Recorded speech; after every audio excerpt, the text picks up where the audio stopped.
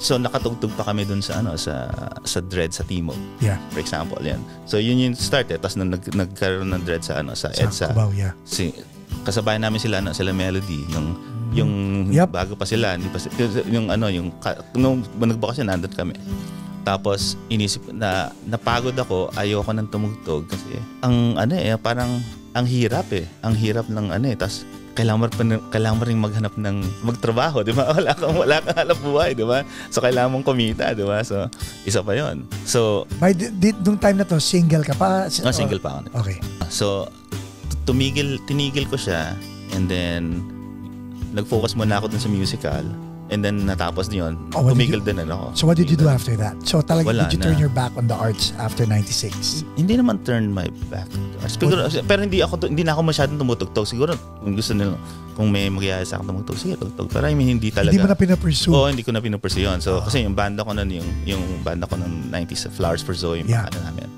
Tapos yung iba, kilala pa ako from Flowers for Zoe kasi there was one time na feature pa kami sa Probe dati. So sa Probe team. So there's always been a debate, kahit kami dalawa ni JJ or among friends. Do you subscribe to what? Dalawa. Essence before existence or existence before essence? Hindi ko na alam yan. Welcome to the Paco's Place podcast. This episode is brought to you by Sendwave and ABBA e-services. And the podcast will begin in 5, 4, 3, 2, 1. Ladies and gentlemen, finally live at Paco's Place. Mukhang maganda kwentuhan namin ngayon. Sosimo Kibilan. Yes! Alright. So what's up, neighbor? Neighbor nga. Neighbor lang pala tayo. Magkapit-bahay lang nga. Malapit lang. Lapit mo yung mic mo, Imo. Yeah, malapit lang ako dito. So. Yan. Basta feel relaxed, feel at home. Kalma. Okay, you've been in the local scene for how many years now? Local scene dito? I just started performing 2 years ago dito. Tapos sa Philippines, how many years? Sa Philippines, sandali lang kasi ko eh. So mga in the 90s when before the yung the band boom started. Yon, siguro mga 94 to 95. Tapos I quit music. So masarap pag-usapan. Yeah, pero before that, I wrote the very first song that I wrote. It's called Radical. Tapos ni-record siya ng House of Beth. Okay. In the Philippines. In the Philippines in the early 90s. Tapos ni-release siya ng Backbeat Records kay Richard. Yes. Tapos it got, its share of airplay sa NU107. So that was in the 90s. Anong feeling nun na ni-record mo yung Radical? Pero hindi ka hindi, okay lang sa akin kasi bata pa ako noon eh. So, at so wala pa sa isip mo na magfa-front? Yeah, parang and kasi na-discover yung we performed it at a party. Tapos merong lumapit sa akin yung sa House of Beth, sabi gusto nila i-record. Sige, i-record natin. Kumita ka naman. Hindi siguro, hindi. Parang wala lang eh, parang 'di ba? Tas bata pa ako noon. So I think high school third year. So prestige. Fourth. Hindi rin prestige eh. Parang wala parang nagawa ko siya, okay. Tapos and then balik sa pag-aaral, 'di ba? So okay, idadissect ko 'yan. Because ikaw i-compare ko lang guys, ito yung difference. Ako 10 years old, nagsusulat na ako ng kanta. Yeah. With gigil and passion. Mm-hmm. Pag sinabi kong gigil and passion, papabili ako ng mga -1. Oo. Tapos dahil hindi naman ako marunong tumugtog ng time na yon, yung mga backing tracks, lalagyan ko ng sarili kong lyrics at saka melody. Okay. Okay? Tapos pag kino-compare ko na sa'yo, na wala lang, nagsulat ka lang, tinugtog, and then wala lang, parang, ano yung purpose na yun? Help me reconcile. Hindi naman sa wala lang. Okay, diba? So hindi sa wala lang. So, level 2 down tayo. Okay. Gusto ko siyang gawin. Gusto ko siyang gawin. Pero parang, alam mo yun, bata ka pa, tapos hindi ko pa iniisip yan. Explain bata. Ilan taon ng bata? I wrote the song, siguro 14 years old ako. And then, okay. Then katututo ko pa lang mag-gitara, katututo ko pa lang alam mo yun. And then, syempre gusto mong tumugtog-tugtog, but alam mo yun, hindi wala kang resources, di ba? Hindi, Philippines sa Pilipinas, di ba? Sa Pilipinas, di ba? Lalo na nung time na yun, di ba? Ang hirap kung wala kang pera, di ba? Wala kang instrumento, paano ka tutugtog? Wala kang mga studios dati, di ba? So ano yung mindset mo? Were you resigned to the fact na shoot baka hindi ako makakapagbanda or alam mo, pamigay ko na. Kasi ano yun it was Radical the first song you wrote? Yeah. So it was para kang teenage mom na nagbigay ng anak sa fire department. Naintindihan mo ibig sabihin? Di ba normally kung yung una mo parang teka muna. Yeah. And then kaya ako dinadissect dahil I want people to know what you did with your first song. Yeah. Because other people keep that and you know, I'll release this at the right time. Ikaw sinalya mo lang Yeah, binigay ko lang kasi gusto ko lang i-share yung music, and then siguro if something, comes out of it, edi okay. And something came out of it. Yeah, di ba? I mean, until now may mga nag-aano sa akin, ikaw pala nagsulat ng Radical kasi hindi nila alam kasi yun nga parang ano yun. Which leads me to the second part of the narrative, di ba? Parang okay, nabigay sa House of Bet. Pero hindi na bigyan ng credit or active credit si Sosimo Oki. And then well, hindi naman kasi the band itself was a studio band. So hindi sila talaga tumutugtog, di ba? So and then they just released music sa Backbeat Records. Kay Richard. Ito yung isa sa mga unang nag-indie na record, di ba, label sa Pilipinas, di ba? Nung wala pang meron ng TRC, yung Twisted Red Cross. Yun naman yung sa amin. Di ba? So tapos yun, naglabas siya ng ganon. And then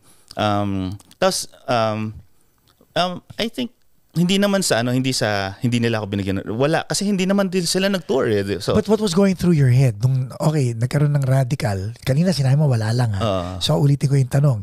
So nung nakita mo nagkaroon ng rotation sa NU ang Radical, did it give you confidence? Did it give you hope?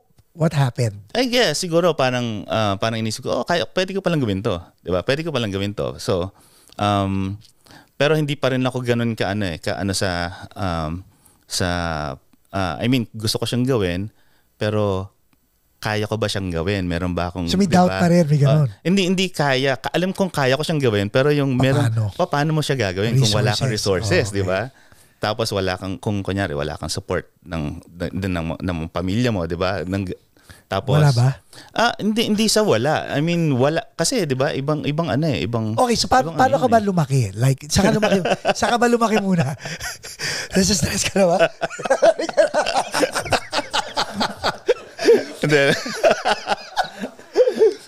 This is your life pala to. Di ba? Kasi una-una, marami musikero pero mas gusto ko yung hindi naman ito yung last episode mo di ba? At least makilala ka ng audience ng community natin. Kasi like where did you grow up? Sa Taguig. Okay, so ibig sabihin Metro Manila.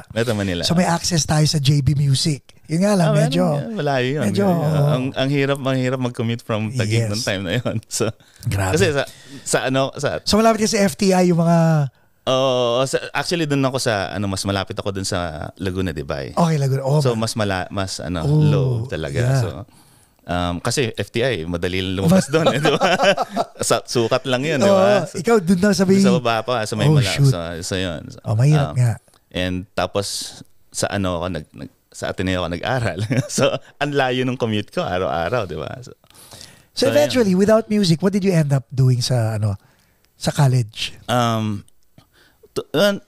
Siyempre in college tumutugtog din ako, pero I mean hindi siya yung gusto kong tumugtog, gusto kong gawin tong alam mo yan. Why? Kasi marami akong pwedeng ibang gawin inisip ko kasi bukod sa musician ako, writer din kasi ako. Yes. So ano yung mas matimbang doon? Aktivista pareho lang siguro. Pero kasi I had Kasi mas madali yung hindi siya mas madali, hindi mahirap magsulat. Pero mas madaling gawin 'yon kasi ako lang mag-isa 'yon. Resources. Resources again, 'di ba? Ako lang mag-isa 'yon eh. So kailangan mo lang ng computer, okay? Kahit pen and paper, pwede ka na magsulat, 'di ba? So madali lang 'yon. Madali lang i-produce 'yon. Well, madaling isulat pero siyempre kailangan mo maghanap ng publisher, etc. etc. So I had more success as a writer kasi yung first book na of short stories ko na published ng UP Press. Yes. And it won a National Book Award and then the Madrigal Gonzalez. So let's talk about that. Book Award. So let's talk about that. So after writing your first song, how soon did you realize na I'm gonna write my first book? Hey there, if you've ever thought of sending money to your loved one in the Philippines but figured out it was so complicated, let me introduce you to Sendwave. I've been using Sendwave for over a year now, and let me tell you that sending money to the Philippines has never been easier. If you or people you know live in the United States, Canada, some parts of Europe like the UK, France, Italy, Germany, Spain, Belgium, and even Ireland, you're in luck because you can send money fee-free to your loved ones in the Philippines. The process is super fast and easy. Of course, you'll need your smartphone and you'll need to download the Sendwave app to your smartphone. Setting up and registering for the first time is also a breeze. It's very, very self-explanatory. I'll post a link in the description on the step-by-step method of setting up your account. But then again, once you're all set, you can send money to your loved ones in the Philippines and they'll receive it within minutes. And mind you, this goes to the recipient's GCash, bank account, or cash collect in the Philippines. And because you're from the Pacos Place community, and if this is your first time sending money to the Philippines, when you register, don't forget to put promo code PACO24. Again, that's PACO24. So that when you send to your loved one or your friends in the Philippines for the first time, you get a $20 credit toward your first transfer. So what are you waiting for? Click on the Sendwave link in the description for more info and start sending love to your loved ones in the Philippines. For here, for there, for home. Sendwave. Now back to the program. So after writing your first song, how soon did you realize na I'm gonna write my first book? Oh, hindi. Matagal pa to. Matagal pa yon. Kasi I actually didn't start writing or appreciating literature until I reached college. Oh. Kasi hindi ako nagbabasa nung What was the first major book that you read? Yung talagang, yung gumanon sa'yo talaga? The Stranger. What about The Stranger? Albert Camus. So, well, yung mga una kong binasa kasi mga existentialist na writer. So si Lazard, sila Camus. I think it's dahil dun sa dahil sa Ateneo kasi nung sa Ateneo yung philosophy and then yung existentialism, and then nung at least nung time namin merong resurgence nung pagsusulat sa Filipino. Yeah. Kasi 'di ba pag inisip mo Ateneo, mga yan, 'di ba? Arneo, 'di ba? Mga Konya, 'di ba? So nung na yon, merong resurgence na pwede naman tayo magsulat sa sarili nating wika. So, yes. So maraming na-encourage. So in fact nung when I was nung nasa college ako yung editor-in-chief ng Heights, yung literary journal ng Heights. So and then dahil ako yung EIC, tas alam nila I write in Filipino. Ang dami nagsasend ng Filipino na so na-encourage ka rin resurgence talaga. Oo, so yun. So maganda yun. So I mean hindi lang siya una Filipino siya, hindi siya Tagalog-Filipino. So and then there's a difference kasi people might think Filipino and Tagalog. Ang Filipino is a mixture kasi of of dialects and English Tagalog. Of all the different languages in the Philippines. Yes. So in-encourage namin kung nagsusulat kayo in another regional language, kunyari merong Kinaray, yung mga gano'n, mga Hiligay noon, nagsasubmit din sila. At least they just give us the translation para maintindihan namin, 'di ba? Kasi hindi namin alam yung languages na yun. So pero yun, so maganda yung kinalabasan noon. Tapos ano sinasabi ng mga Jesuit na pare pag ginagawa mo to?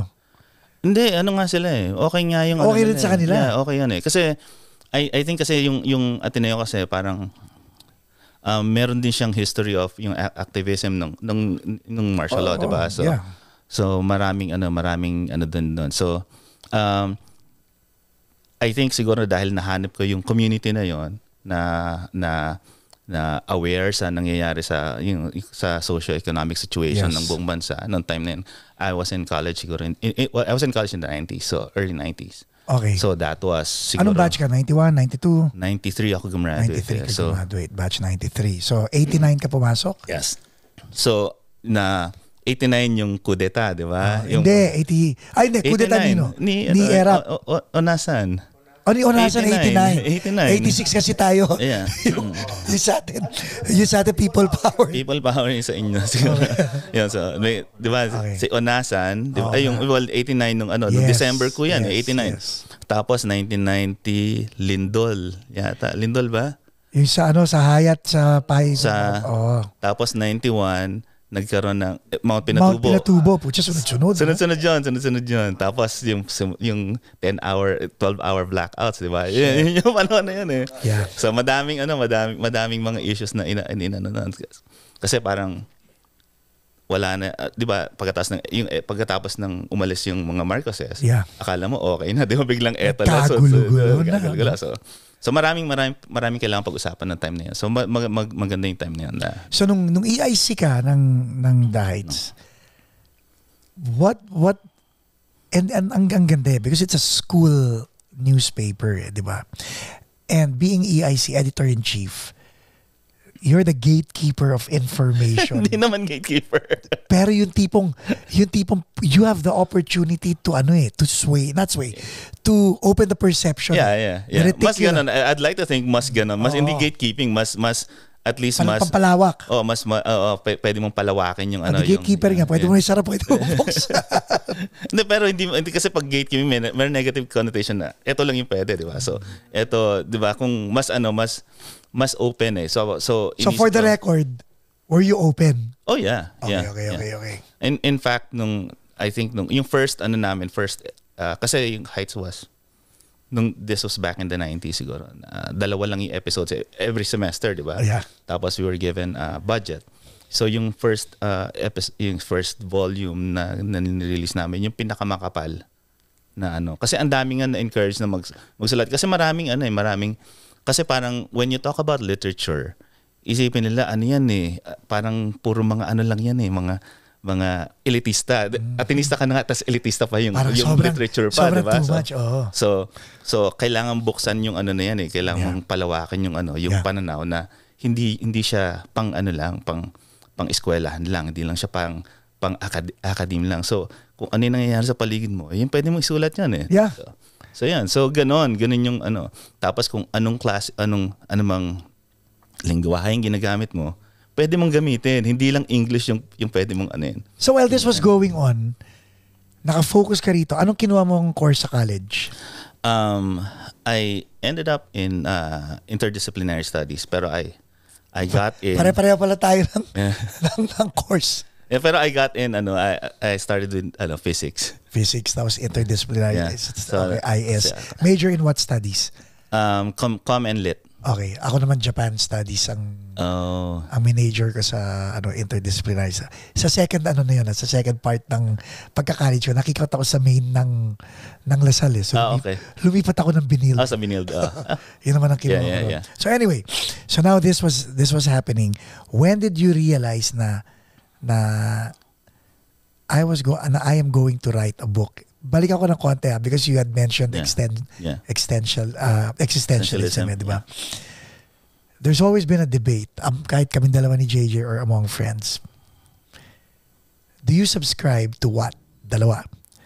Essence before existence or existence before essence? Hindi ko na alam yan. Like your book. Hindi ko na alam yan. kasi pinag-uusapan namin palagi is sa dining room. Yeah. Anong nauuna? Yung essence ng dining table o yung dining table? Yeah. In that case, the essence of the dining table. Dahil obviously, alam mong lalagyan mo ng dining table yung dining room. Yeah. Diba? Yeah. So with your book, nauna ba ang essence ng book o yung existence ng book? My book wasn't about existentialism. No. I'm talking about the property of the book. Oh, the book. Did you breathe it into existence, or nung nagkaroon ka nung nabuksan yung reticular mo about writing a book, saka lang nagkaroon ng essence ng content ng book?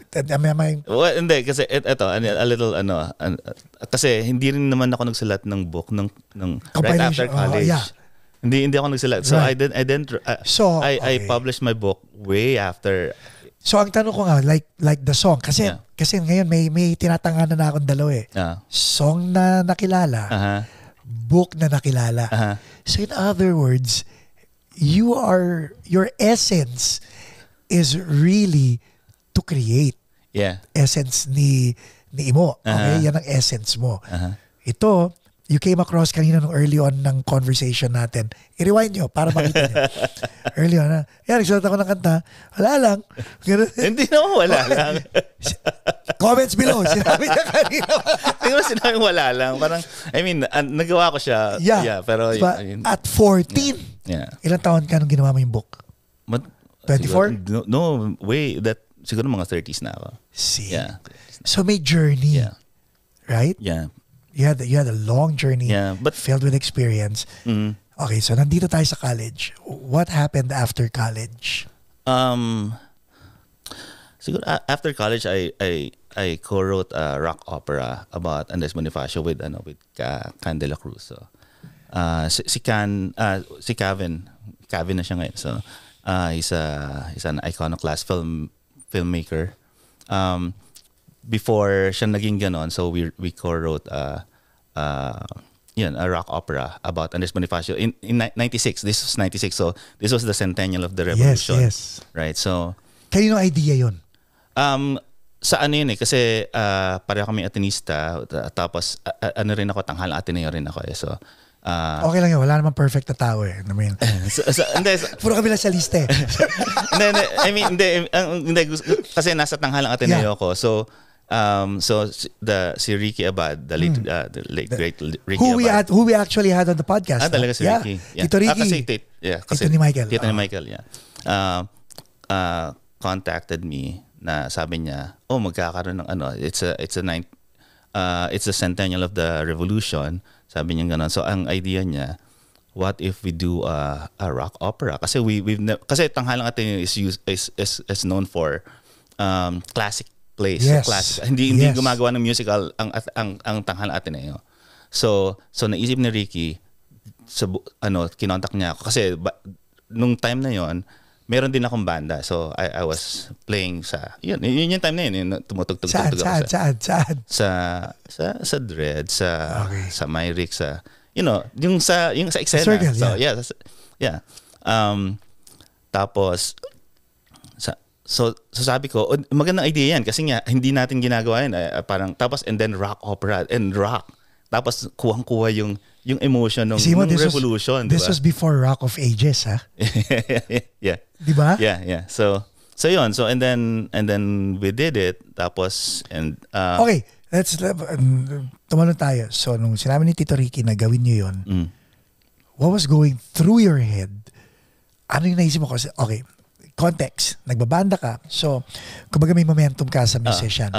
And then all of a sudden, iimbitahan ka ng tanyag na Ricky Abad para gawin to be part of it. Yeah.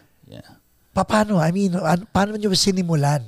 And ilan months kayo meron? Well, maiksi lang. As in, sobrang Actually, mahaba yung kwento na yan. Kasi, kwento mo, episode mo to eh. Hindi, ang originally kasi, ang plano ni Ricky, he asked me to write new music to an existing rock opera. So he knew that you were a prolific writer.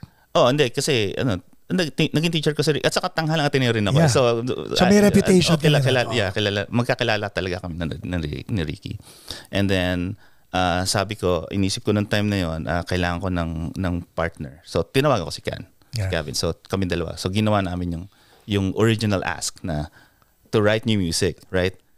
And then after, so tas mag-aano na siya, di ba? Lalabas na siya, di ba? So we already started auditioning people. Tapos, and then we already had a cast. So finals namin yung cast, di ba? Hindi ka sumama?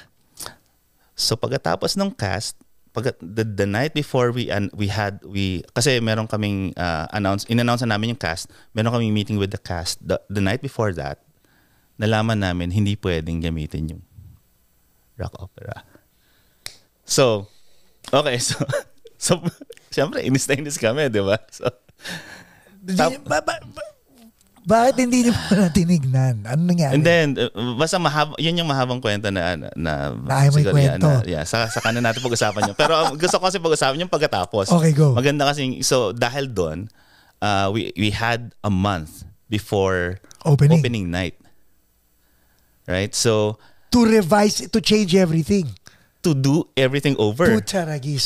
From scratch. So, yes. So, kaming tatlo ni Ricky, kami ni Ricky si Kan, saka si Kan, naghanap kami ng mga materials na pwede naming gawin. Kasi originally, it wasn't about Bonifacio, it was about Rizal. Kasi Atenisa si Rizal, di ba? So, and then mabugutin na nga lang na hindi. Kasi lalo magiging elitista yung di ba? Kasi Rizal yun. Mas maganda si Bonifacio. So, naghanap kami ng nahanap namin yung existing play. There was an existing play. It's called Ambon sa Madaling Araw by Butch Dalisay. Okay. Na kinausap namin na tinanong namin kung pwede ba naming i-adapt to into a rock opera musical. So kasi play lang siya. Hindi lang play. I mean play siya, hindi siya music. Original music pa rin nilalagay niyo dito. Original music pa rin. So ang ginawa namin, sabi niya game siya. Sabi niya okay lang ganyan. So tinanong sabi just give me tickets to the opera. Ilang hiningi ni Butch. Ilang hiningi ni Butch. So edi game, so ginawa namin. So siguro yung na yon, yung first 2 weeks ng half month, yung isang buwan na yon. Nagsusulat kami. So naghati kami ni Kan. So 10 kanta sa kanya, 10 kanta sa akin, and then nag-bolt in kami. So did you participate? Dun sa play. Yeah. I also performed. So you sang. Yeah. Finally. Yeah. So, Hindi, kasi di ba, again, ang context natin dito is 14-year-old Imo, ha? Na, sumulat ang kanta ko, kantahin yung iba. Ngayon, at least nakikita ko na at least pinaperform mo na yung mga kanta. Hindi, at saka, by then kasi yung may banda ko, puro originals na naman tinutugtog namin. So, tapos yun, ang kagandahan nun, kasi na-push kami na gawin. Kasi, diba, crunch time yun crunch time eh. So, wala kang, sandali lang yung time na yun. Tapos, ang plano kasi talaga namin yung musical na yun. Hindi siya musical na dialogue na song. Mga song siya. So rock opera. So parang pwede mong gawin na yung mga kanta, pwede mong tugtugin separately. Yes. Parang yung ginagawa ngayon ng mga play, yung Huling El Bimbo, yung yung mga jukebox yun, di ba? Yung jukebox musical. So yun, ginawa namin ganon. So since it was the 90s, so ang influence namin mga Britpop, mga nung time na yun, hindi grunge kasi hindi grunge so tapos merong mga pop punk, yung mga Green Day, mga ganon. So ganon yung idea. Tapos syempre we also got influenced by yung mga existing na yung kanyari Hair, JCS, Jesus Christ Superstar, Tommy. So yun. Tapos Pink Floyd. So Pink Floyd, yun yung so yun. So, and then we toured it was performed sa Ateneo, and then we toured it we performed it sa CCP, sa Nueva Ecija, How long did you run the show? Siguro buong 96 lang o dire-diretso? Sandali lang yun. Siguro early 96 Early 96, and then tapos na. Wala na. So, tapos hindi na rin na muna ako tumugtog, and then Bakit? Why? Kasi tumigil akong tumugtog nung 90s kasi na-burnout ako eh. Ang hirap kasing tumugtog na kasi ako lahat ng gumagawa eh. So, ako nagsusulat ng kanta. Okay, 'di ba? So, ako nagsusulat ng kanta, ako naghahanap ng gigs, ako naghahanap ng practice. Kasi nung time na yun, may instrumento ko lang, wala kang mga gamit, 'di ba? So, pupunta ka sa mga studio, 'di ba? Kung ano lang yung available. Tapos sabihin ikaw rin nagbabayad ng studio. Nung time na yun, hati-hati. Earlier, nung kasi ako pa lang yung nag-work nung time na yun. Okay, so ikaw nga. So ako yung nagbabayad ng studio minsan. So tapos pero hindi masyado dun sa ano eh, parang inisip ko napagod ako umasikasi ko lahat. In fact, ang dami na nga naming nakatugtog pa kami dun sa sa Dread sa Timog. Yeah. For example, yan. So yun yung start eh. Tapos nagkaroon ng Dread sa EDSA. Cubao, yeah. Kasabay namin sila Melody yung bago pa sila, hindi pa yung nung nagbakasyon nandun kami. Tapos inisip napagod ako, ayoko nang tumugtog kasi parang ang hirap ng tas kailangan mo ring magtrabaho, di ba? Wala kang hanap buhay, di ba? So kailangan mong kumita, di ba? So isa pa 'yon. So nung time na to, single ka pa? Single pa ako. Okay. So tinigil ko siya, and then nag-focus muna ako dun sa musical, and then natapos din yun. Tumigil din ako. So what did you do after that? So talaga, did you turn your back on the arts after 96? Hindi naman turn my back on the arts. Pero hindi na ako masyadong tumutugtog. Siguro kung gusto nila, kung may magyaya sa akin tumugtog, sige, tugtog. Pero hindi talaga. Hindi mo na pinapursue? Oo, hindi ko na pinapursue yun. So kasi yung banda ko nun, yung banda ko ng 90s, Flowers for Zoe, yung pangalan namin. Tapos yung iba, kilala pa ako from Flowers for Zoe kasi there was one time na feature pa kami sa Probe dati. So sa Probe team. So pero hindi ko tumigil dahil ay napagod ako, naghanap kailangan ko kumita ng pera. Trabaho ko. I tried going back to school. Hindi going back to school kasi gusto kong mag-masters. So hindi? Masters na. Pero hindi ko rin tinapos kasi kailangan ko rin magtrabaho. Pero talaga, paikot-ikot yan. Yeah. So pera lang palagi yan. So ayun. And then I start nung tumigil ako. Time out. Putulin kita dyan ha. Because adult decision yung ginawa mo eh. How old were you at the time? 22? 23? Mga ganun? 23 siguro, 23. nung 96. 90. Habang lahat kami nag-e-enjoy kami na, kasi band explosion yun. Yeah, diba? yeah, band explosion yun. Habang nag-e-enjoy kaming lahat, ikaw, you had to turn your back because it was necessary dahil you were being practical at this time. Yeah, yeah. Wow. How did you reconcile setting your dream aside to be honest with yourself? Kasi maraming dreamer na hindi nila iniisip yung practical eh, di ba? Yeah. Pero ikaw, you went the route of, you know what, pangarap ko to pero I have to put you on hold. Tawagin na lang kitang burnout. Di ba? Yun naman talaga yun eh. Yeah. Tatawagin na lang kitang burnout para na hindi ako masyadong masaktan. Pero totoo nun, kailangan harapin ko to. Yeah. Di ba? Yeah. Panganay ka ba? Pero I mean, totoong burnout siya. Na-burnout din ako na pero kailangan ko talaga magtrabaho. So, kasi hindi ka naman, kailangan mo kumita ng pera, di ba? So, kung bunso ka, hindi ganyan ang pananaw mo, manibala ka. So yun, and then I started, working sa media, and then Saan? Maraming mga nagsulat ako for TV, and pero eventually on the side nagsusulat din ako. I mean, hindi nagpa-publish tumigil. ako. Hindi tumigil 'yon. Consistent 'yon. Na nagsusulat ako, and then I get published once in a while sa mga major, sa Inquirer, sa mga ganun. Paid siya, pero alam mo yung time kasi nung sa Pilipinas kasi per word ba nung time na yun? Hindi per word. So may bayad siya. Kaso nga lang, during that time, I don't know kung it's still the same. During that time, they made it so hard for you to get your money. So parang sige na, wag na lang. Oo, parang ganoon. So so lahat na na-publish ko nung during that time, wala na may bayad, hindi ko nakuha. Kasi ang hirap, pupunta ka doon, tapos kung ano-ano mga kailangan mo pa. Tapos intramuros pa. Oh, di ba? So yung mga ganoon. So tapos hindi naman ganun kalaki. Yeah. Di ba? So not worth your time. Yeah. Kumbaga. Pero yung mga sinulat mo for the publication, do you own the rights to the material? Or? Dapat naman ganun eh. So dapat you own the rights to your own work. Okay. So kasi pangalan mo nandun eh. So unless merong mag-contest na hindi sa iyo, di ba? Mo. Diba? So sa iyo 'yon. So yun, so nagsulat ako, and then later na nag-advertising. So. Advertising copywriter? Mm-hmm. Yeah. What agency? Sa Macan. Okay. And At then, sino nasa Macau time na yun? Sina Pete Cura? Siyempre si Emily yung yung boss, di ba? I started sa Macan sa nasa una Coke team ako. Okay. So cooking ginagawa ko na ads, and then naging J&J, Johnson & Johnson. Johnson. And then lumipat ako ng J. Walter. J. Romero. Yeah, J. Walter. And then si Jun Alcantara yata nasa J. Walter.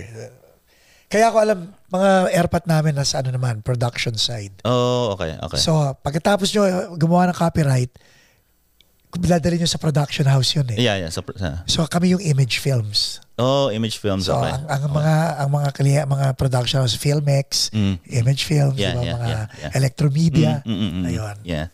Yun naman yung side namin. Yeah. That's why familiar kami sa ecosystem. Yeah. So how did that work for you? How did that? Hindi, okay yun. Kasi magandang pag-creative ka kasi, tapos, parang isipin mo, kung creative ka, that's the only way you can get compensated na tama. Big time. Na tama. Hindi naman big time, hindi naman malaki. Pero I mean, kung kunyari nagsusulat ka, maliit lang kikitain mo kung magsusulat ka eh. Pero kung creative ka naman, pwede mong gamitin yung talent mo for advertising. Pwede.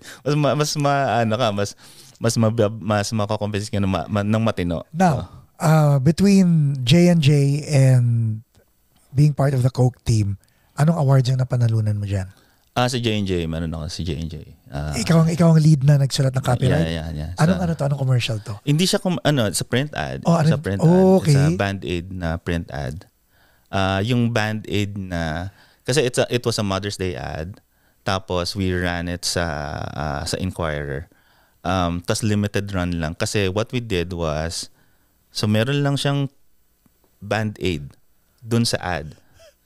So actual Band-Aid. Galing, no? So dinikit talaga yung mga Band-Aid dun sa parang. So ilan yun? So kung 500,000 ang circulation nun. Parang gano'n. So, hindi naman siguro basta limited naman yun. Pero so yun. So idea mo yun. Yun. So so radical pa rin yung idea. so ang headline lang niya para sa mga sugat na naibigay ko sa iyo. Happy Mother's Day. So yeah. Which, by the way, we are taping this a few days before Mother's Day. Tama. Yeah. Galing, no? So yun. Yan yung so meron ding parang sense of fulfillment na makukuha ka kasi nagagawa mo yung creativity tapos re-recognize din yung work mo. So when you presented this copy to the team, to the rest of the team, may pushback or lahat sila game sila? Hindi, game kasi actually pati yung sinabi namin dun sa kliyente, game din sila kasi kakaiba siya eh. Kasi 'di ba that's the only way you can cut through the clutter, 'di ba? So yun naman yung goal in advertising, you have to cut through the clutter. Kasi noise yan eh. Diba? Ang daming noise eh. So pag merong kakaiba yung ginawa mo, saka ka lang mapapansin. So I mean maganda yung ganun kasi if your client is also if you win over your client, 'di ba? Kasi parang madali lang, napakadali lang niyang So how did that work for you? After doing that Band-Aid Mother's Day campaign, was it hard to top that? Or na-stress ka ba ron? Or did it create momentum? Ano nangyari? Well then, pagkatapos nun, kasama ako dun sa kasi during that time, hindi na 90s yun, 2000 na yun 2000s. Pina-repitch yung San Miguel kasi Macan handles San Miguel since I think for the longest, since forever. Mm-hmm. So, tapos nagkaroon ng pitch for San Miguel. So, J&J ako, 'di ba? Si J&J yung team ako. So, yung executive creative director namin, so they got people from different teams to form para maggumawa ng pitch. And then we won. We won the pitch again. Hindi naman I'm not taking I was part of the team. I'm not still, di ba? In order for that team to win, may culture yun eh. Yeah. May winning culture yun eh. So yun, magandang nangyari doon kasi yung ads na ginawa namin doon, yung I don't know if you still remember yung Bini Bini na merong yung saan ka man magpunta sa Pilipinas. 2000 so wala na. Yung 2000s yun. So about it's a parang lang siya ang tagline namin yung itaas mo. na yung San Miguel itaas mo. So puro ganun yung ano.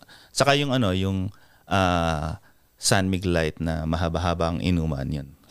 yung ano na yun, doon nagsimula yung ano, yung idea na yun. So sa pitch na yun. Oh my God. Ang tindi ng ano nyo, no, ng industry nyo dahil very competitive yan. Sobra. Lalo na pag nakita mo sa TV, tapos natamaan ka nung ad campaign na hindi naman ikaw gumawa, parang teka muna, tinamaan ako nun. Kailangan makapagsulat ng mas maganda ron.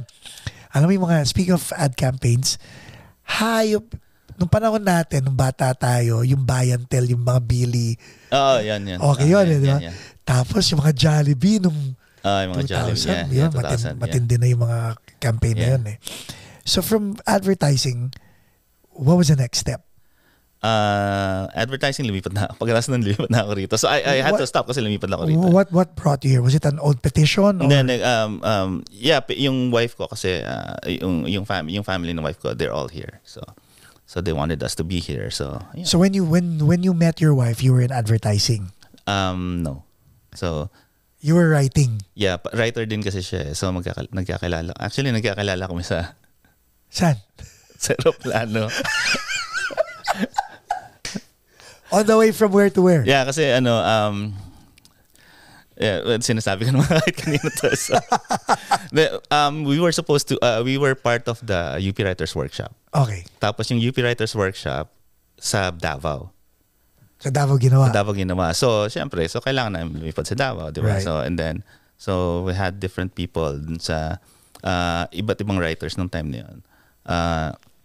Yung mga kasi UP yung UP nag-organize ng UP Writers Workshop. So, they thought na kasi pareho kaming taga-Ateneo, pinagtabi na nila kami sa aeroplano. Pero sa Ateneo, hindi kayo magkakilala? Hindi kami magkakilala kasi mas matanda ako sa kanya. So, okay. Graduate na ako nung pumasok siya. So, magkatabi kayo sa aeroplano? Magkatabi kayo sa aeroplano. So, doon kami nagkakilala. How convenient. Yeah. So, and then we were stuck in Samal Island. Kasi doon doon yung workshop. We were there for 10 days. Kaswerte mo naman, no? Tapos hindi, ang ano kasi doon, dahil workshop siya, so di ba, workshop yung mga work niya, di ba? Yes. So the whole day you're indoors. Kasi, di ba, may mga panels, ganyan. So lalabas ka ng dun sa beach, gabi na, wala, di ba? Pero okay pa rin siya. Tapos, naging kayo pagbalik mo? Eventually, yeah. And then, alam mo na yung family niya nandito?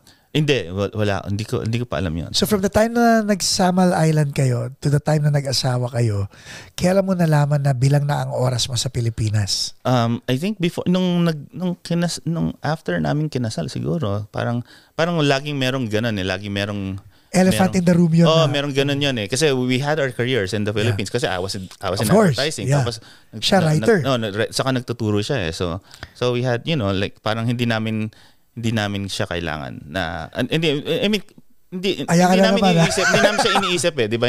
Kasi meron kaming ginagawa. The reason why I want to open this conversation is because there are still couples in the Philippines who are trying to avoid this conversation or dreading the day for migration and all, di ba? Yeah. Walang kids nung time na to, meron na? Meron na kaming kids. So, oh my God. Yeah, so talagang mahirap yun. Full uprooting ang ginawa niyo. Yeah, mahirap yun. What was the straw that broke the camel's back? Hindi, ang ko lang kasi. Ano usapan yung dalawa? Kasi basta meron tayong gagawin dito. 'Di ba? Hindi tayo pumunta rito punta lang tayo rito. So, diba? So dapat may gagawin tayo. So dumungaw lang ba muna kayo? Tinignan niyo ano ba pwedeng gawin diyan? Yeah, and then bumalik tapos merong work. So dapat may work. Right. So hindi kasi hindi naman kami pwedeng i-petition So dahil di ba so stressful. Stressful 'yun, Yeah. And then syempre pagdating dito, mahirap kasi you're starting anew, di ba? Wala kailangan maghanap ng panibagong mga contacts, alam mo 'yun. Buti sana kung ikaw lang kasi you have your wife and your kids. How many kids do you have? I have 3 now. 3. So parang time na yun 2 pa lang. So wow. Grabe. Yeah. So how long have you been here as of this taping? 17. 2017, ha? Hindi, 17. 17 years na. Yeah. So, okay. So, 17, not bad. So, technically, 2007. 2007, yeah. So we moved here. ito pa yung ano, yung kasi I had just published my book. Yun na nga. So nung 2006. Yes. So 2 days before kami lumipad dito, yung nilaunch yung book. Yung nilaunch yung book ko. So and then 2 days before. 2 days before kami lumipad. So nakahanda na kami. So 2 days before tapos parang despedida na rin yan with my friends, with my friends na sa literature. So lumipad kami rito and then nakalimutan kasi iniwan ko na siya, 'di ba? So iniwan ko na siya. And then good thing yung UP Press kasi siya. So yung UP isinali siya dun sa National Book Awards. So tas nanalo siya when I was here already. Alam mo, grabe So, yung parallel, hindi ko alam guys kung nahuhuli nyo pero yung parallel ng storya ni Imo, di ba? 14, sumulat nung kanta, isinalya, karoon ng rotation, hindi mo na-enjoy yung kanta na yun Hindi ko. Pati yung book na yun. Di ba? Yeah, hindi parang yung nga yung joke ko parang dahil nanalo yung libro. Is it available on Amazon? Hindi sa Amazon, sa UP Press. UP lang exclusive lang talaga. Okay. Yeah, kasi 2006 pa yun, so medyo luma na. So and then, I mean matagal na siya. So tas hindi naman siya ni-reprint and then during that time kasi I was one of the new writers then. Right. So hindi siya binigyan ng hindi masyado siyang kasi kung kunyari established na writer ka na, may marketing yan, di ba? Ito wala. So ang mura nga ng libro. Pero aren't you able to remarket your material? Pwede siguro pero na ngayon dali-dali madali nga pero I mean okay lang. Pwede ko siyang gawin. Hindi ko lang siya muna iniisip pa siguro. So 2017, pagdating mo rito, anong ginawa nyo? I worked in advertising too. So up to now, that's your gig. So I do freelance advertising. So I actually do Asian American advertising. Actually, ang pinaka ginagawa ko na consistently has been I've been doing the Filipino American market for McDonald's. So yung mga Tagalog na McDonald's na ads. So ako yung more or less ako may ako doon. Meron. Ako nagsulat nun. Ako nag-translate nun. So ang galing. So since I moved here, nakasama ako dun sa hindi naman siguro a few years later na I was with this Asian American advertising agency. And we did the census noong 2010. So yung campaign. So I was the lead copywriter for the Filipino American market nung segment noon. Ng McDonald's, ng McDonald's. At saka yung census campaign.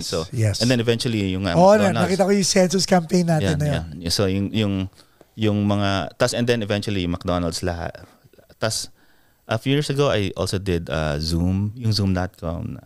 So okay nga yun kasi minsan nung ginagawa namin yun, umuwi pa ako ng Pilipinas to shoot kasi mas mura yung production So puro ganon, puro advertising na kasi maganda rin kasi na gawin yon para alam mo yun, para yung kasi dun yung popular culture malaking bagay para sa culture itself di ba? So yun yung I mean syempre trabaho siya, di ba? Pero I mean nakakatulong ka rin para to shape kung ano man yung Filipino American culture na sinasabi natin, diba? You know what's impressive about you? Pinag-usapan natin kanina na tinanong kita, and sabi mo na rin sa tao, anong genre ng mga kantang sinusulat mo?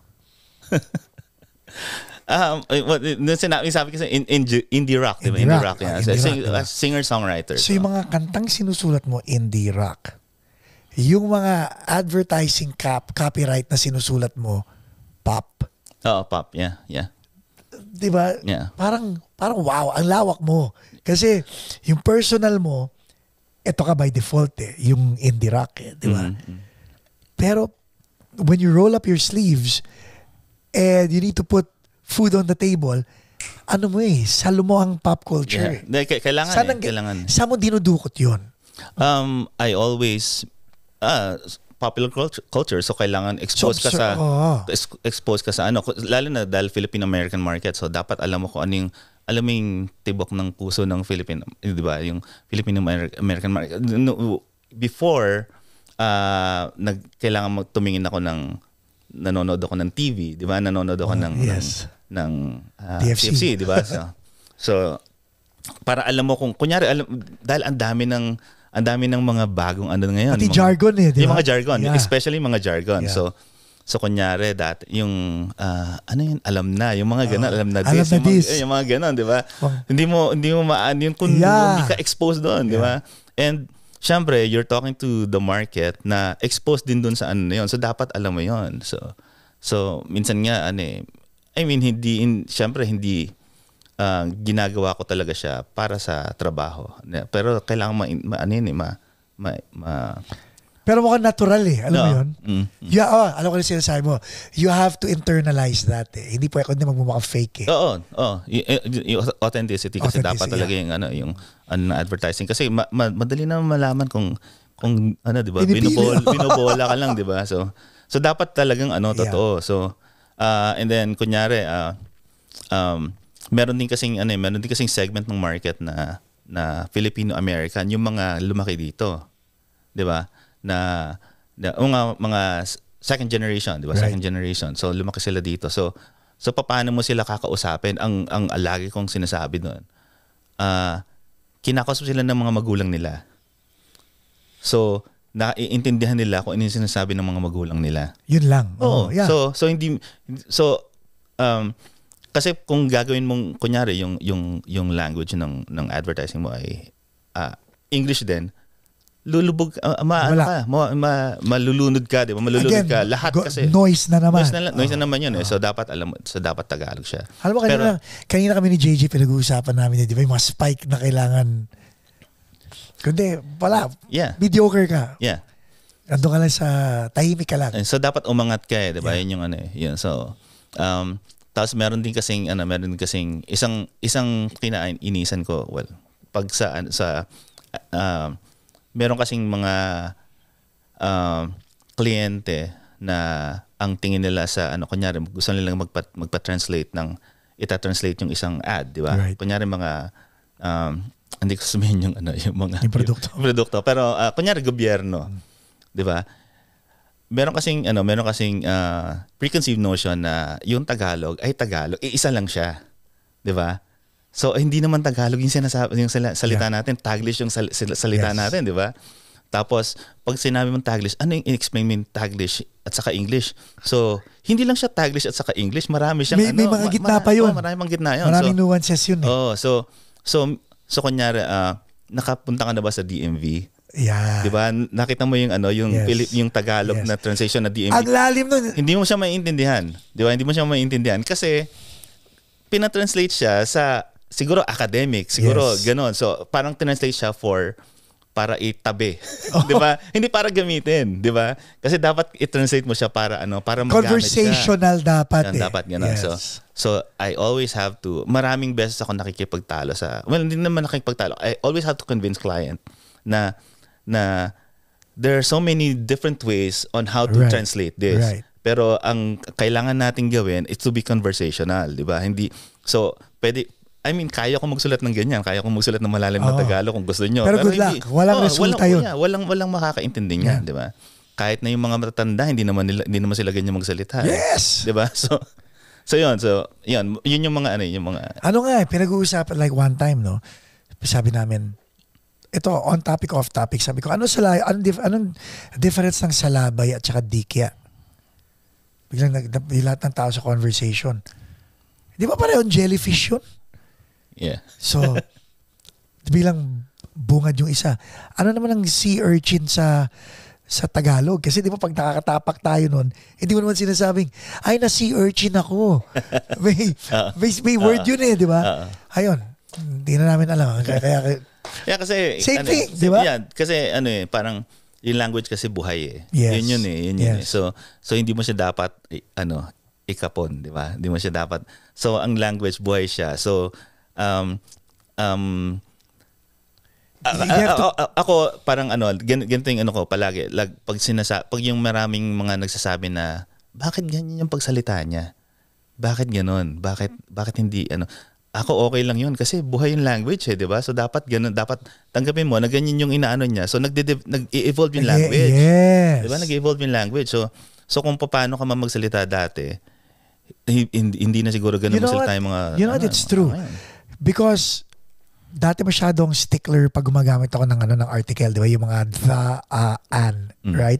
Tapos dito sa Amerika, walang pakialam ang mga item pag 'di ba dapat pag vowel ang tunog an, 'di ba? An elephant, 'di ba? An epiphany. Yeah. Dito puro a. Yeah. Epiphany, elephant. Yeah. Parang dati ako parang pet peeve ko 'yon na OCD ako ngayon. Okay na. Yun nga lang, sa mga anak ko hindi pwede yun. Hindi kasi kailangan mo rin ng standard. So dapat 'di ba para kailangan mong in order to break the rule, you have to know what the rule is. Kailangan meron kang babasagin, 'di ba? Yes, so, ganun lang I 'yun. agree.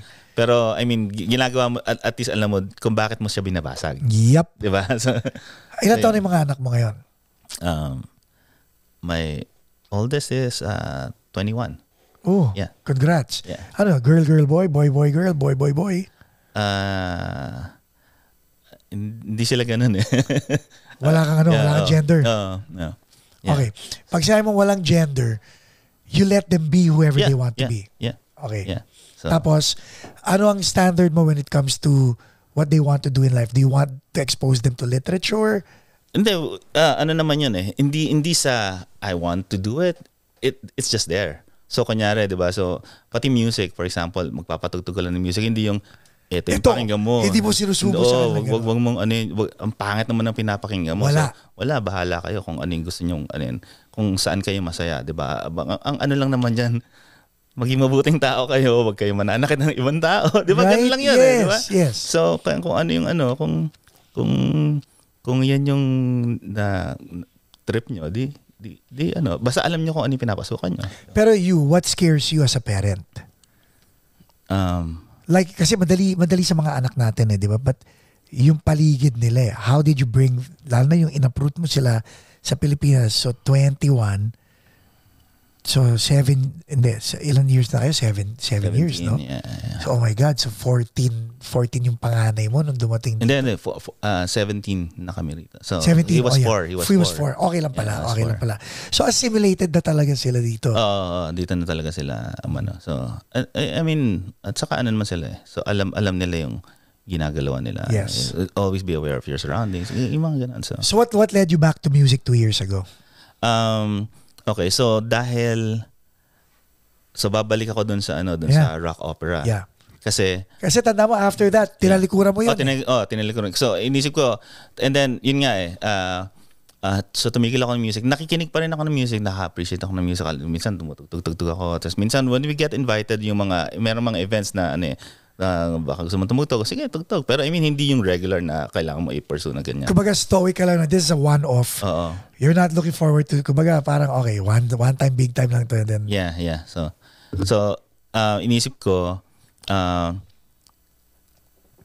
so it started siguro nung COVID, di ba? Nung pandemic, di ba? Wala kang inisip na so binalikan ko yung mga kanta ko dati na nasulat. Kasi madami na ako nasulat na kanta. I mean, dahil I never stopped. Hindi. I never stopped. At saka, kasi kahit yung mga sinulat ko before, hindi naman na-release eh. Oh. Kasi di ba, wala namang tumigil ako eh. Di ba? So, meron akong banda dati, tumigil ako. So, yung mga ginawa ko nun, hindi na-release. And then, marami akong nasulat yung sa rock opera. And then, eventually, nagsulat din ako nagsusulat din ako ng mga kanta for, minsan, mga ads. so, mga jingle. Mga jingle. So, inisip ko, so binalikan ko sila, maganda nang balikan siya. And then inisip ko yung I think nagsimula ito kasi si Sansan ang lat ko, my friend na filmmaker.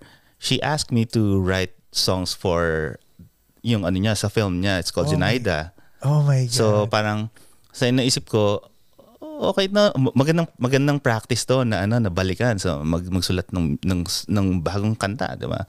Tapos nag-usap kami about, kasi Zenaida is about an aging pop diva. So parang parang think si Pilita Corrales na mas matanda pa, living her twilight years dito sa sa LA. Tapos and then meron siyang caregiver na galing. Na so ang idea was for me to write the songs that made Zenaida famous. Okay, okay, nag-gets ko, yeah. Right? So parang rock opera. Parang ganon, parang siyang ganon, 'di ba? Pero so sabi niya, nagbigay siya ng peg sa akin, sabi niya parang ang gano'n, parang Pilita Corrales. So inisip ko, so nag-usap kami, ano yung timeline, di ba?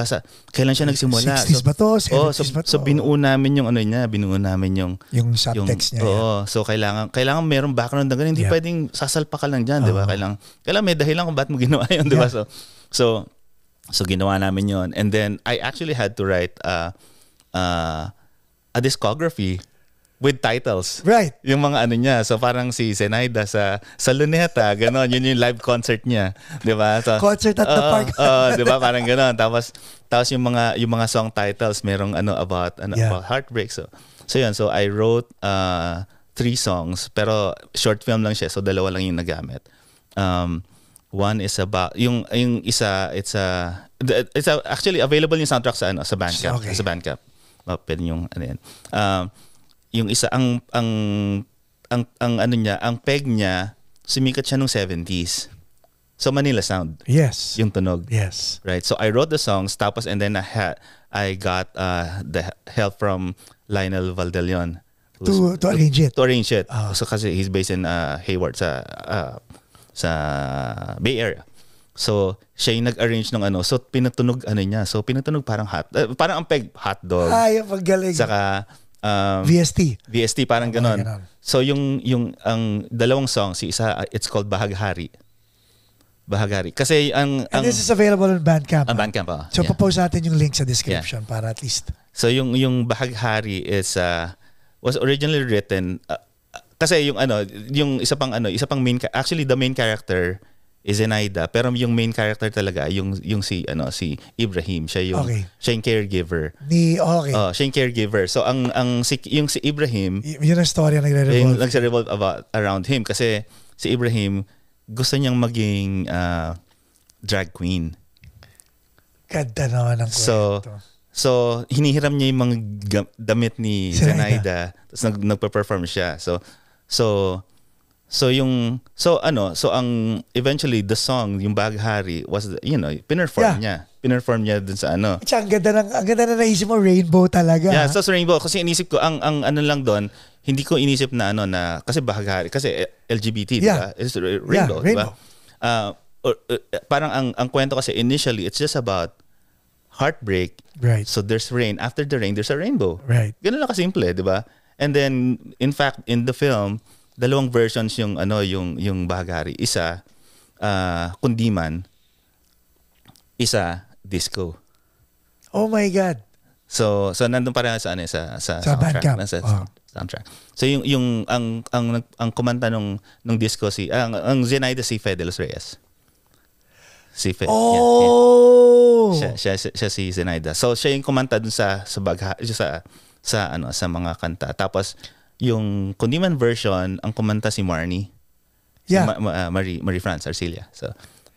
So wait, when was this? This was 2 years ago. Yeah, this was 2022 kasi pinag-usapan namin to start of COVID, bago pa nagka-COVID. So this was the time na dumating si Fede Los Reyes dito kasi she was shooting. Yeah. Nag-guest siya sa Paco's Place. Oo, tama. That was that time. That was around that time. Oh my God. So yun. So tas ang sarap katrabaho ni Fe. As in, sobrang professional at saka sa kalog. Alam mo yun, I had to work with her remotely kasi yung studio nasa Hayward. Yes.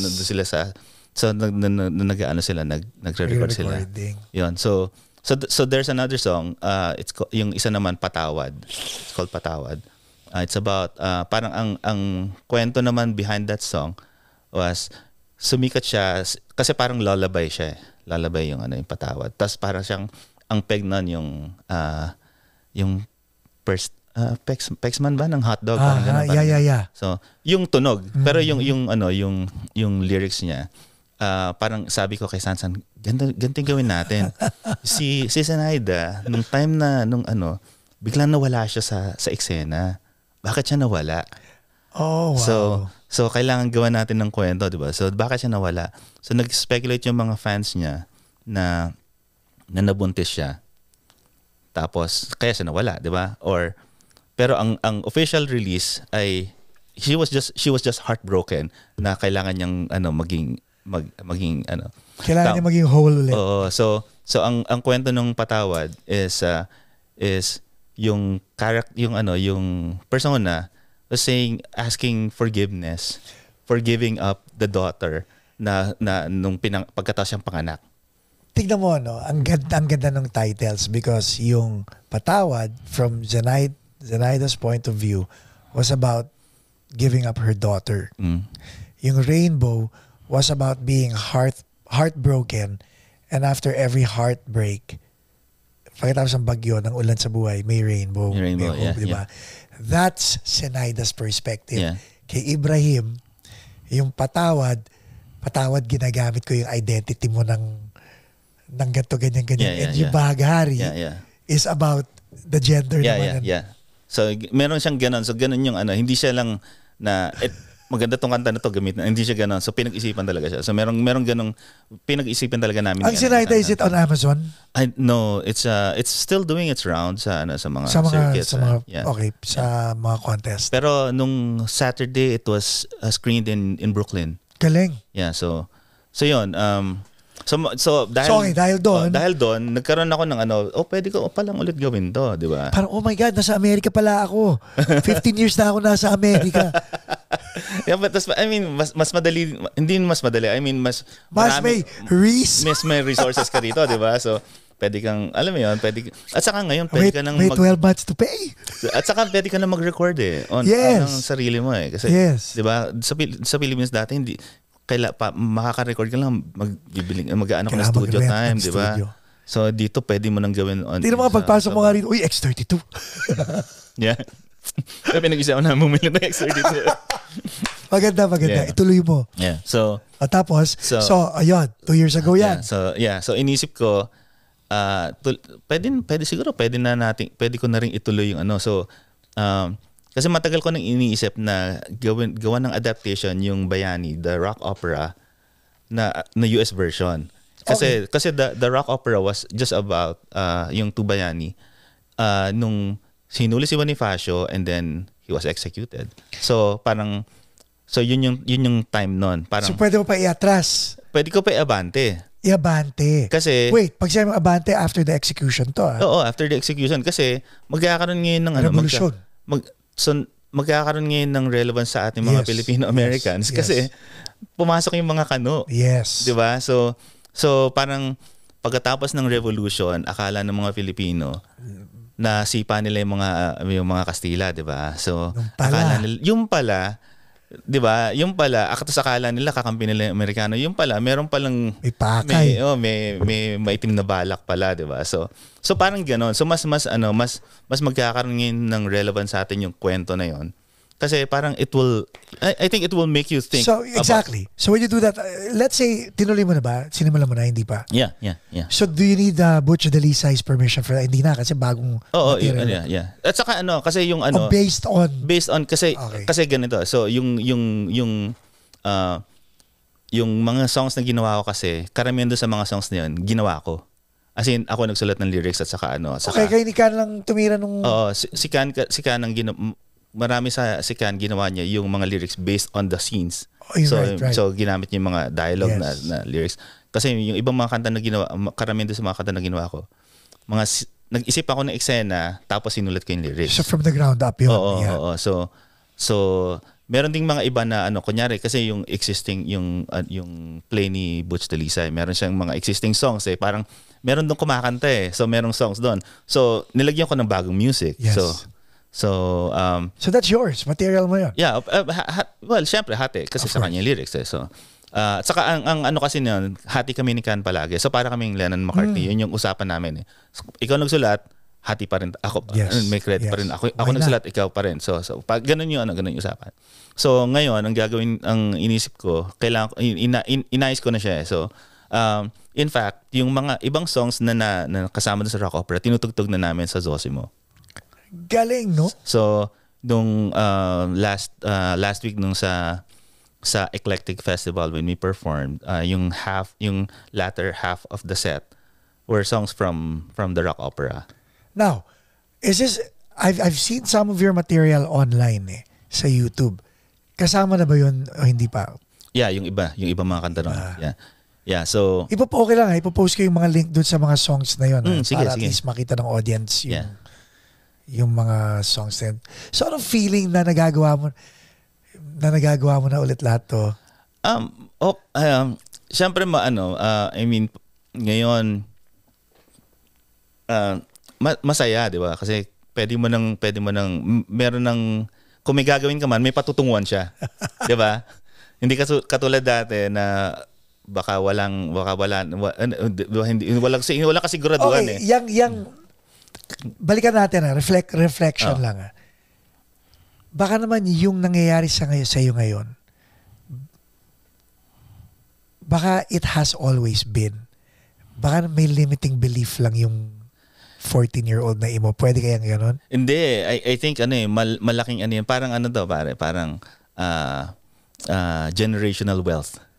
Okay. So, 'di ba? Kung mayaman ka na ng mayaman yung pamilya mo, mahirap ka nang maging mahirap. Correct. Madali meron ka nang sisimulan, 'di ba? So parang ganoon 'yun so, baka medyo malayo yung yung analogy, pero parang ganoon. So parang kung ngayon merong ang thinking ko kasi ngayon doon sa ginagawa ko, hindi yung pinanggagalingan niya, independent. So kasi nung kunyari nung 90s kailangan maano ka ng major label, 'di ba? Yes. Diba? Iba na ngayon. Iba na ngayon So kasi pwede ka lang maka-cut through kung meron kang suporta ng major label. Ngayon pwede mo nang gawin, you can carve your own path, 'di ba? Yeah. So yun yung inisip ko, parang lalo pa kunyari dito, 'di ba? Kasi nasa Amerika, tas mga kanta ko puro Tagalog. So ito yung isang inisip na challenge kasi Tagalog yung mga kanta mo. Sino makakaintindi sa'yo? 'Di ba? Yun yung tanong. Naintindihan niyo ba yung Naintindihan niyo ba yung Gangnam Style? Naintindihan niyo ba yung ibang mga Angelina? Hindi, I mean, kasi parang ang laging laging inisip ko, kunyari merong isang banda na maingay, tapos hindi mo naintindihan yung lyrics. Naintindihan mo ba yung sinabi niya? 'Di ba ganun lang 'yun So 100% I totally agree. Or kunyari jazz. Jazz wala namang salita 'yon. 'Di ba nararamdaman mo pa rin siya? 'Di ba? So parang sa akin hindi barrier yung language. I think I'm using it to promote the Filipino American culture. Case in point. May pinaparinig ako sa kanila. Yung banda Armada. Yung ang pangalan ng kanta Harush na Ako. It's in Bahasa. I don't speak Bahasa. Yeah. But it's one of my favorite songs. Mm-hmm. Kasi ang ganda ng melody, ang ganda ng areglo. Yeah. Tapos nung Google Translate ko yung ibig sabihin, ang ganda rin ng mensahe ng kanta. Yeah. Diba? So to your point, ganun din. Yeah. Parang Gangnam Style. Parang hindi natin alam kung anong... Yeah, or mga K-pop. Yeah. Diba? Well, siguro naiintindihan ng iba kasi kung K-pop ka talaga. Pero I mean, ang point lang, I think hindi na barrier language, 'di ba? Kasi global na tayo Parang nanalo nga ng yung Parasite ng best film sa Oscars. Oo nga, 'di ba? 'Di ba? So parang I mean, kunyari ang inisip namin, kunyari ko isa-stage yung rock opera, pwede mo namang i-project yung pwede mo namang i-project yung subtitle na English. Well, lahat ng opera hindi naman English lahat ng opera, 'di ba? May Italian, 'di ba? German, 'di ba? Alam mo binigyan mo ako ng idea talaga. Kasi nga pwede mo i-project ang yung lyrics. So, as in yung mga plays nga ngayon, merong nandun sa side ng stage na nagsa-sign. Yes. 'Di ba? Anong pinag-aiba nun sa ipo-project mo yung lyrics? Yeah, matagal na natin ginagawa sa kapwa ko, mahal ko yun Yeah. Pero I mean yun yung so in fact so I actually meron kaming parang gusto naming gumawa ng movement nila nila Melody and Wolf and Ted Reyes. Ted Reyes. He's scheduled to come on the podcast. So si Ted. So we nag-usap-usap kami, let's encourage, let's inspire yung Filipino-American musicians to make their own music, and to play their own music. Yeah. Right? Kasi marami ng magaling tayo na musikero, magaling tayo na pero pwede mo namang gawin, pwede mo i-extend pa yung galing niyon sa yung ginawa mo talaga, di ba? Sa ginawa mo. I mean, mga Filipinos magagaling tayo talaga na we're Lea Salongas, we're Arnel Pinedas.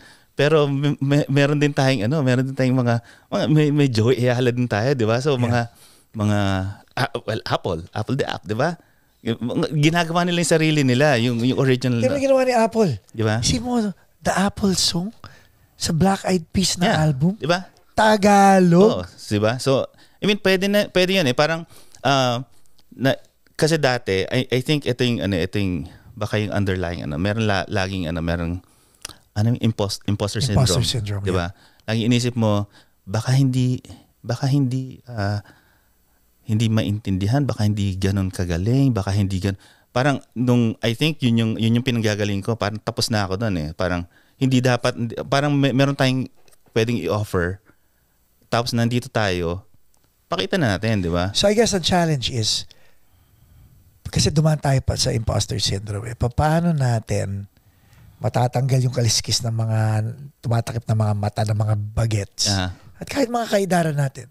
Because I'm pretty sure marami dyan may pangarap, takot pa rin hanggang ngayon dahil takot sila sa criticism, takot sila na baka walang makaka-appreciate. Una-una magpapakialaman yun, gumawa ka lang, di ba?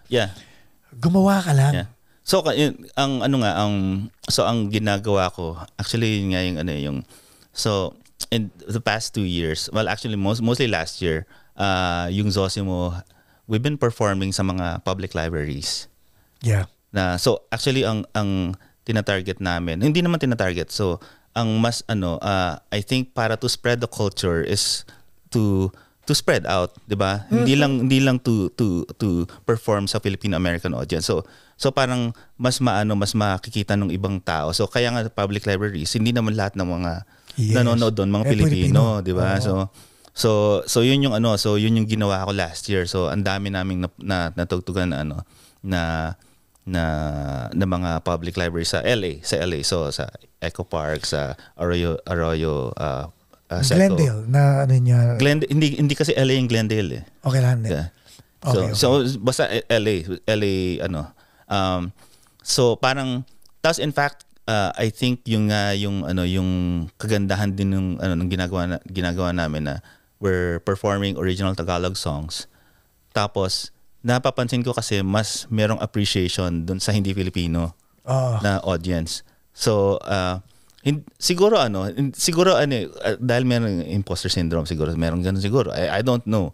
Pero yun lang napansin ko, kunyari dun sa Eclectic, ang daming mas magandang reception namin dun kasi dun sa ibang mga ibang mga concert na na Filipining Siguro iba yung hinahanap nila. So, hindi ko naman sila masisisi, di ba? Hindi, alam mo, ganun nga siguro talaga dahil bago tayo sa ibang lahi. Yeah. Actually, ang number one critic nga natin, unfortunately, yung makakauri natin eh. Yeah. Buti sana kung okay yung criticism. Di ba? Yun yung doon eh. Kaso put down eh. Oo. So yun yung So parang, dapat kasi isipin mo dapat maging proud ka sa sarili mo, 'di ba? Yes, so meron kang hindi ka lang nandito na nasa ka lang, part ka ng community na 'to, 'di ba? Part ka ng na 'to. So aning mako-contribute mo sa community? Pwede kung meron kang ma-contribute. Ako ito yung inisip ko na pwede kong i-contribute sa community na to inspire people, mga artists, mga musicians na to go out and write their own write and perform their own music. So kung tapos hindi siya limited sa language. So sabi yun nga pinag-usapan namin nila nung nag-usap kami nila Wolf at sa kanila Melody. parang dapat hindi siya Tagalog lang kasi hindi lang naman Tagalog ang salita sa Pilipinas eh. Kung English yung sinusulat mo, English, the English, 'di ba? Kasi basta original, 'di ba? Yun lang yung usapan, original. So, ang inisip na nga namin, original Filipino-American music is mas malawak siya than OPM kasi OPM Tagalog lang eh. So, Hindi. Hindi, I mean, mas yun yung iniisip nila na mas maraming Tagalog eh. Pero okay. Kasi original Filipino music, di ba? Oo nga. Hindi. Napaisip ako. Di ba original Tagalog music, original? Yeah. Okay. So yun yung gusto naming sana tuloy nyo talaga yan. So ang ginagawa namin, naghahanap kami ng mga venues na receptive dito sa sa idea na to to help promote the culture. So si Ted minsan si Ted siya na tumugtog kami sa The Virgil na 'di ba, tapos ngayon tumutugtog kami sa Offbeat sa Highland Park.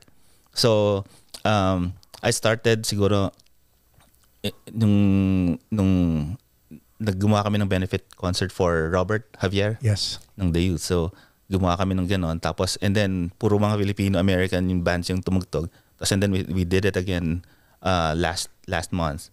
Tapos we're having one again in June. So yun, parang inisip namin dapat magtuloy-tuloy siya. Tapos and then to be welcome kayo lahat basta original yung tugtog nyo. 'Di ba? Parang eto, let's make a scene. Yun yung idea. Let's New make a scene. Yeah. Na pwede naman natin gawin dito. Nagawa nga yun sa Pilipinas lalo pa dito, 'di ba? Mas merong ano sa tingin mo magiging obstacle diyan? Or may nakikita ka na? Hindi ko pa siguro yung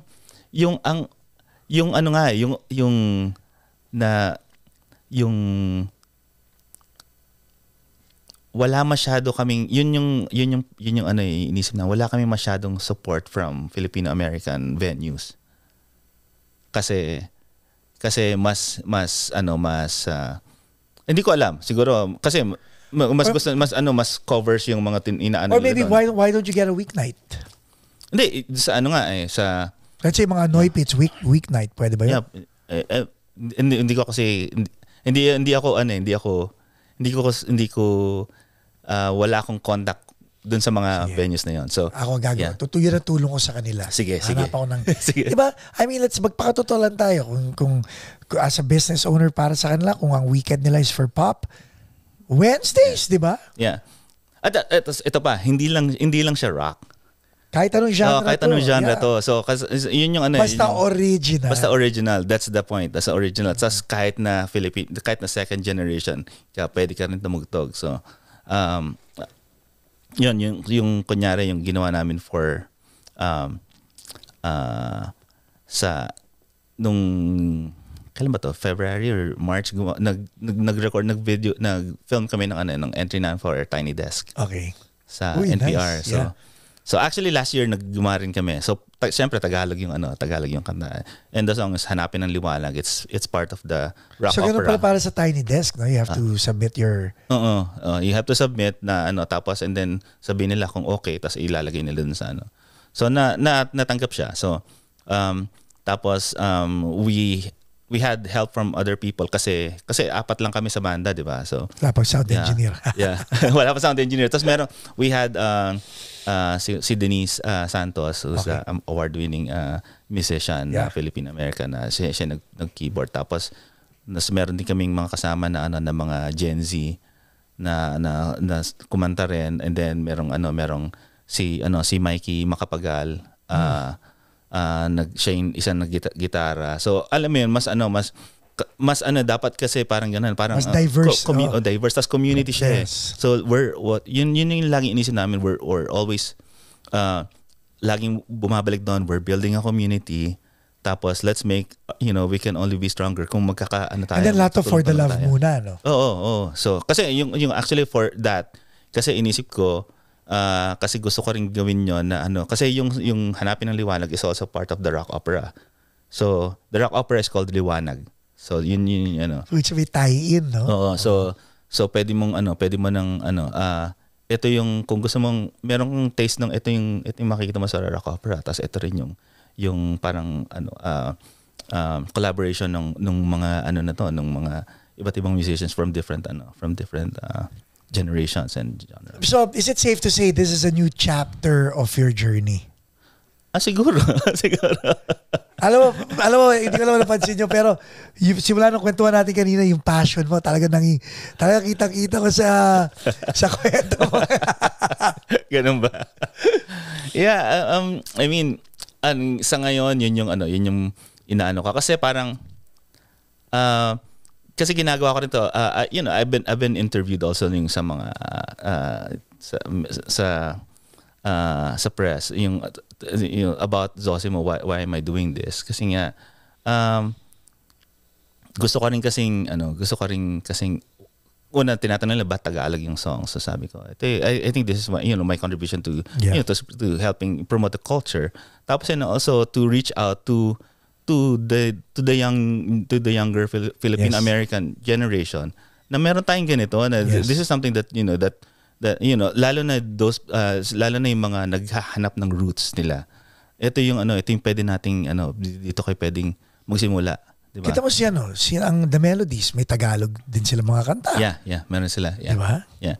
Actually, maraming mga tumutugtog ng merong kanta na Tagalog. Yun nga lang. Kasi walang venue wala silang, makakatugtog sila ng siguro konti lang. Kaya maganda kasi kunyari nung tumutugtog kami sa library, buong set yun eh. So, hindi lang 4 songs. Hindi lang 4 songs yun. So buong set yun. Isang set yun na puro Tagalog. Tapos, so kaya nasanay kami na isang buong set yung ginagawa namin na puro originals. And minsan nagko-cover kami. Pero kino-cover namin dati Sayo sa Bubog. Okay. Himig natin. Tapos pero hinahaluan namin ng So ito ba mapapangako mo na wala na munang burnout na excuse dito? Wala na yan. And then, I mean, right now what I'm doing is bukod sa mga gigs, so I'm recording an album. So solo artist or with the band? With the band. Kasi yung Zosimo kasi is parang konsepto siya. Hindi siya ako. Okay. So parang Zosimo is just the artist na nagpo-promote parang Bon Jovi, di ba? Yeah. So parang ganoon. So hindi ako ako si Zosimo pero hindi ako yung banda na yun. Parang Bamboo. Siguro parang ganoon siguro. Hindi yung Bamboo na singer, yung Bamboo na banda. Yeah, hindi. Yeah, siguro ganoon. So parang ganoon siya. So kasi kailangan ko ng ng entity para magawa yung rock opera. Correct. Tapos and then in between that meron din mga songs tong si Zosimo, di ba? Yung iba nasa Spotify na, so mapapakinggan niyo na. Pero yung ginagawa namin yan mga bagong recordings kasi ang dami sabi nga sa'yo, ang dami ko na nasulat na kanta eh. So pag tinatanong nga sa akin nung kunyari ni Robert, yung drummer namin, bago ba yan? Bago sa iyo. Siguro ganun, bago sa mundo kasi 'di ba? Madaming mga kanta na nasulat na. So is it safe to say, ilanding natin is it safe to say na lahat na nangyari sa iyo from the first time na nag-cruise kayo ng landas ng musika, all roads has led to this advocacy that's going on? Siguro nakatulong siya. Parang ngayon ito pa isang kasi yung dati kasi kung tutugtog ako one off, di ba? One off, di ba? Walang purpose eh. Walang goal eh. Kasi ako meron na akong goal ngayon eh. So yun yung goal ko is to promote the culture and to hopefully stage the rock opera, di ba? So isa yun dun sa pero ultimately it's about promoting the culture. Parang I'm doing this.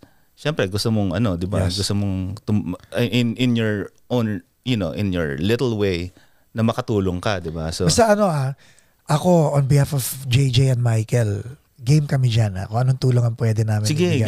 Game. I mean, balik lang ng balik. Yeah. So, is it safe to say na mararamdaman namin tong movement na to? Sana. Oo. Kasi yun nga, unti-unti naming unti-unti naming ginagawa yun. Kasi meron ng ibang gumagawa nito eh. Kaso nga lang, minsan merong mga mga Philippine-American bands na festival, ganyan. Tapos walang representation. Hindi represent, parang yung sabi mga one-off, di ba? One time, big time. Meron tapos wala na. So, kailangan talaga, tuloy-tuloy siya eh. So, ganun yung idea. So, magiging tuloy-tuloy lang naman siya kung merong mga tutulong, di ba? Kasi hindi ka makukulangan sa mga banda. Yes. Maraming tutugtog. Yung sa, yung ibang, yung kailangan ng tulong talaga. Basta pangako mo siya mo makakakuhin lahat. Yeah. So wala nang burnout. Yeah. Saka maraming, sabi nga sa'yo, maraming gustong tumulong. Yes. Maraming gustong tumulong. Kailangan lang talaga ng kailangan lang talagang to be consistent na meron lagi nangyayari. So, are you consistent? Hopefully. Hopefully. Kasi alam mo 'yun, parang dapat kasi nagtulong-tulungan eh, 'di ba? Yes. So ngayon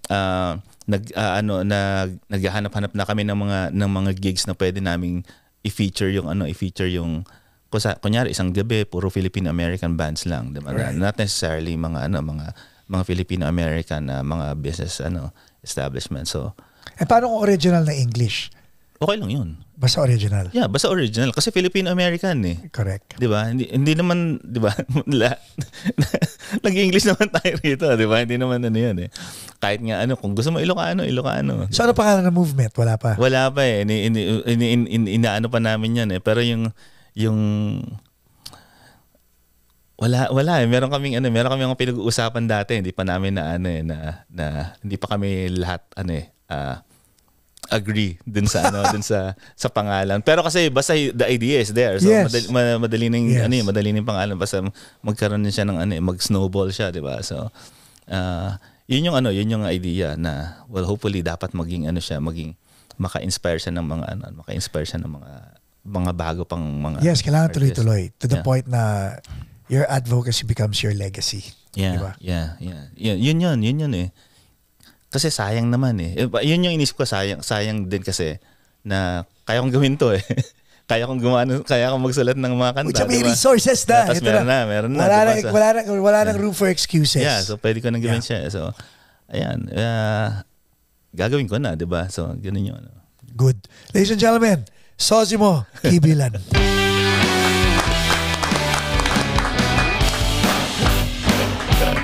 Guys, basahin nyo yung description ha. Ilalagay natin lahat ng mga links sa Spotify, Bandcamp, materials, and we'll put your email also. Sige. Para if you guys are interested in submitting your material, being part of the movement, tulong-tulong tayong lahat. Thank you. Salamat. Yes!